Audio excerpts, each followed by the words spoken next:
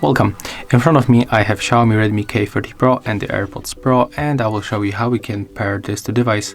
So at the first, let's close the charging case of our AirPods Pro, then move to the Redmi K30 Pro and hold and tap the Bluetooth icon.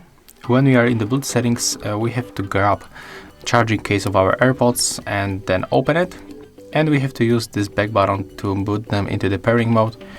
So just click and hold it. When this indicator starts blinking on the white color, it means that they are in the pairing mode, so we can put them back. Don't close this case and activate Bluetooth on your device.